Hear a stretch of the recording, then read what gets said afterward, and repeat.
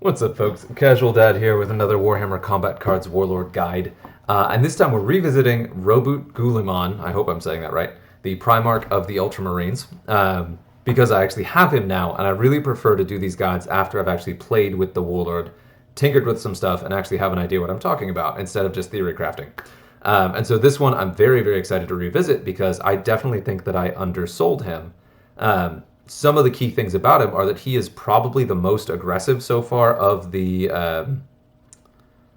Supreme Commanders, and of course being the first one. But also it's very cool because he embodies the flexibility and the kind of tactical flexibility of the Space Marines and particularly the Ultramarines. So what do I mean by that? First, let's line him up. He's got 100 cost, so he's 100 squad points, so he's extremely expensive. Then has really high wounds, even at level 3 or level 4. Ooh, level 4, nice. But of course, at max level, he's an absolute beast and worth the 100 points. But at low level, in particular, he is quite challenging to play with and build around because his stats don't justify his cost. Now, still the 400 hit points and that Inspiring Presence is very strong. But of course, as you start leveling him up to about level 8, he becomes a real contender. So I'm not currently laddering with him, so the games we're going to see will probably not be super challenging. But let's go ahead and talk through his strengths. So comes stock with that Inspiring Presence. So even though his attacks are somewhat lower right now, that is higher on the table than it actually looks right now. Plus he has Outflank, so he himself again embodies that aggression because when he drops, he gets an extra buff. But he's got a two-part ability, like all of our Supreme Commanders. Number 1, all friendly cards increase their attack values by 25%, which I believe is rank 3. Yes. So he's basically as if you have rank 3 Inspiring Presence on the board all game at all times. Additionally, at the end of turn, ready value is increased by 100%. So if you use ranged, then at the end of the turn, your other 2 attack types ready. Instead of readying once, they'll ready twice, or the value of readying twice, which is super strong. And there are 2 ways to look at this, right? So, well, a couple things to look at here. The biggest one is I just said that his top ability, that increased values by 25%, is as if you have Inspiring Presence on the board, but it stacks. So if you have Inspiring Presence on top of that, instead you're getting a double value Inspiring Presence, which puts your attack stats through the roof very quickly.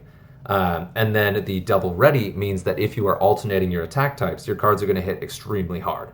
So if you do range one turn and then melee the next, you've got your base 25% increase, plus your Inspired Presence if you have it, plus whatever ready value you have banked up. So he's incredibly strong. And like I said, he's probably the most aggressive of the Supreme Commanders because he has both the flat stat buff that never goes away, no matter how many hit points you have, unlike Trajan, who goes away, and then also has the ready value, so you're doubling up on offensive bonuses here.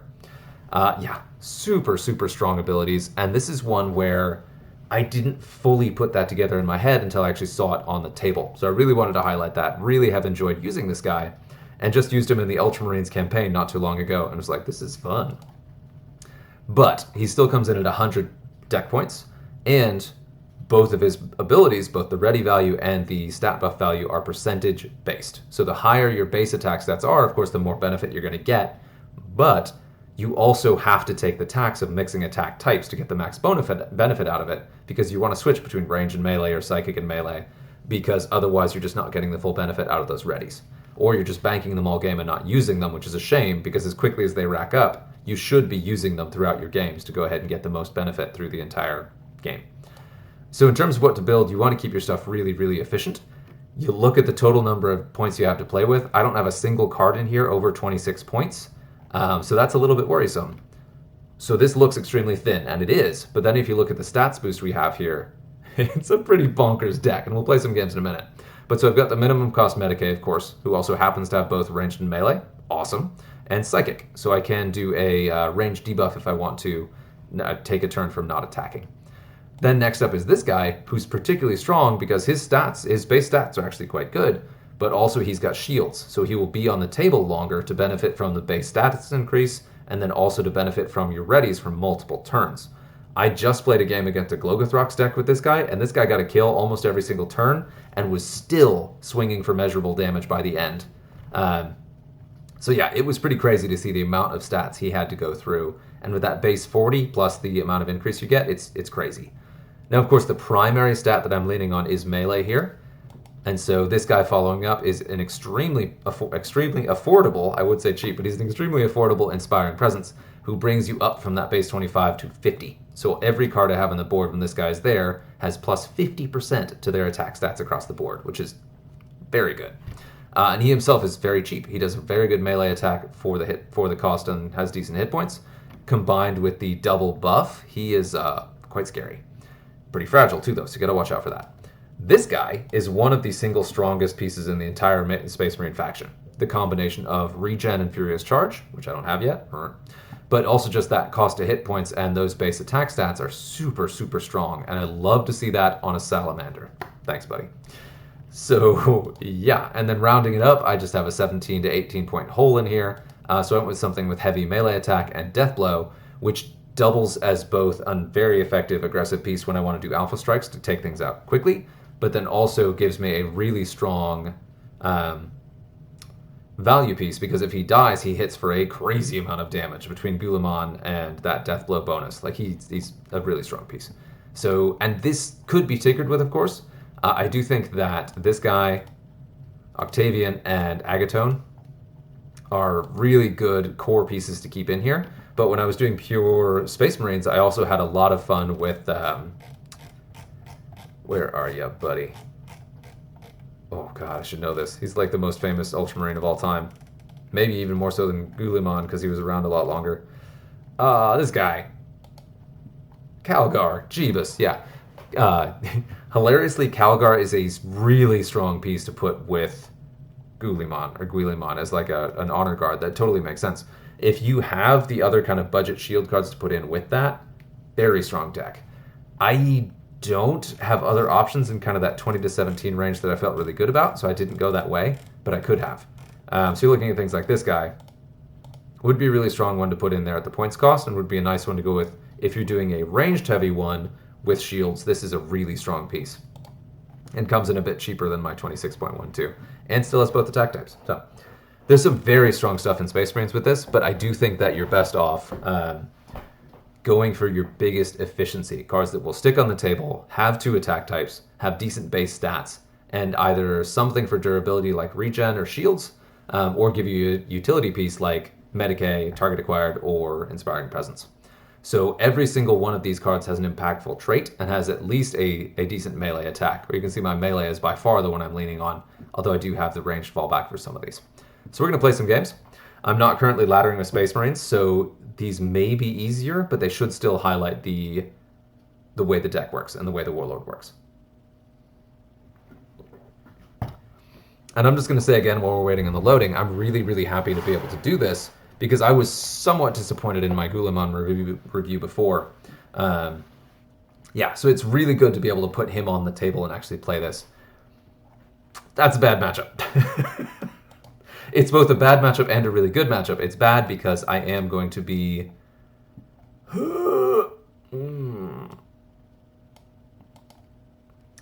I want to alternate attack types. That's actually really good. That target acquired will kind of help me here. But see, like this guy, I've got a 17-point card that just swung turn, or 20-point card that just hit for 100 damage, a 17-point card that hit for 90-something.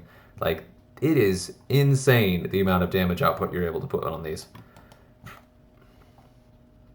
I'm going to go ahead and alternate the attack types to encourage them to do something different.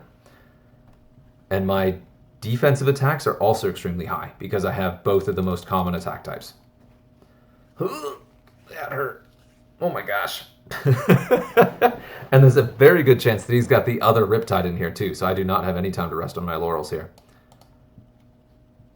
Okay, not yet. But look at that buff I put in ranged, and then I have my outflank to go ahead and steal his stuff. Yeah,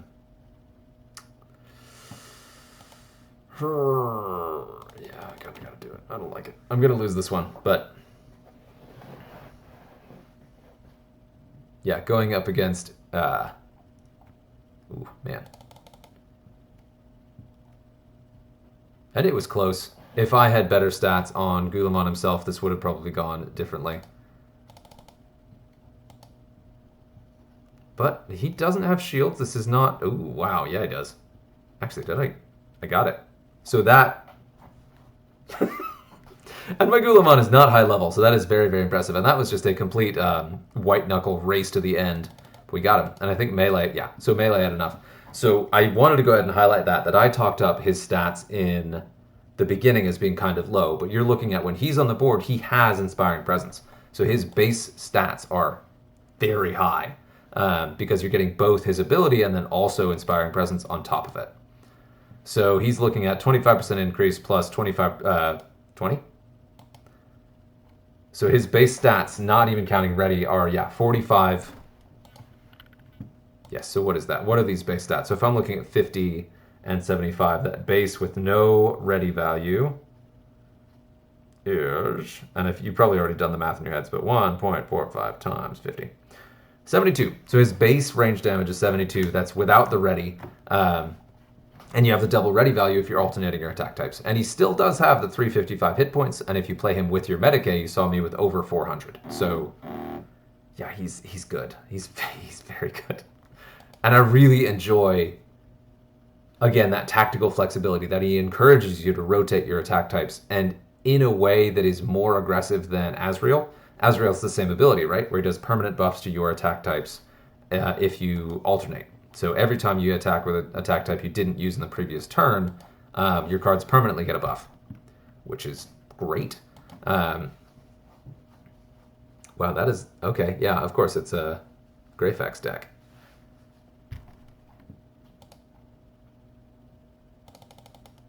Bam, bam, bam. But the thing about it is that then does no bonus in your first turn. So Azrael does not have the... Where was I? I'm sorry, I got too distracted by the game. So Azrael on turn 1 gives your army 0 bonus whatsoever, whereas Guilliman gives you a very significant buff right out of the gate. And that was a low level match. So that wasn't that was a not representative one. So all of your cards, when Guilliman plays them, from the jump, they are already on the board with their base bonus, especially if you also play that Inspiring Presence. Your cards hit extremely hard from the jump, from turn 1, and will continue to swing even harder from turn 2.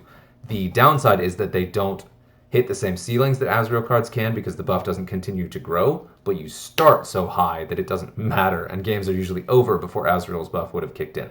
So that was kind of the closest comparison I wanted to go there, because he does encourage switching up attack types in a way that no other Warlord does. And I really like that. Encouraging you to play different attack types and build a deck that's very flexible is very appropriate for the head of the Ultramarines, and I just thought it was a really cool design. So again, I undersold this guy at the gate, have really been enjoying playing with him, and I'm very excited to level him up. And I would be laddering with him, but this season I just had too many things I wanted to ladder with, so... Last game, and then we'll go ahead and call this video. I know this one's been a little bit longer, but hopefully this has been helpful. It still is difficult to say what you should put with him with too much certainty, because it's going to depend so much on your card collection and card levels, but hopefully this has been a helpful way to kind of highlight the way that I do it in a way that will be applicable. Yeah, so I'd love to have Inspiring Presence on the board at the start, so 104... just out of the gate, just sitting on the board with 104. God. Ooh, ouch, poison. We don't like poison. That gets rid of our regen advantage. And I didn't alternate attack types there. That is the alternative too. If you are able to chainsaw through opponents without switching attack types, you can always not. And instead of switching up the attack types, you're building up this massive, massive ready value that will pay off later. And this again is a somewhat easier matchup. And this is easier because I am not laddering at this exact moment with Space Marines. Oh, man, this guy's such a truck. I also really appreciate how the combination of Guilliman's abilities really bring out the best in some of your cheap Space Marine cards that never really get the chance to shine, right? They're good in a lot of decks, but they're not like those top tier ones that you build a deck around completely. They're just kind of there. And to give them their moment in the sun is another like double, very fluffy thing I really appreciate about Guilliman. So that's it. Hopefully that was helpful. I hope you can tell how much fun he is to play. So yeah, there's that. I was surprised, actually, looking at the Supreme Commanders out so far. I didn't actually expect to enjoy playing Guilliman very much, and actually took a while to try him because I was like, hey, whatever, he's the Ultramarine. But now that I have tried him, I am glad that I did. So there we have it. Yeah, cheers. See you out there.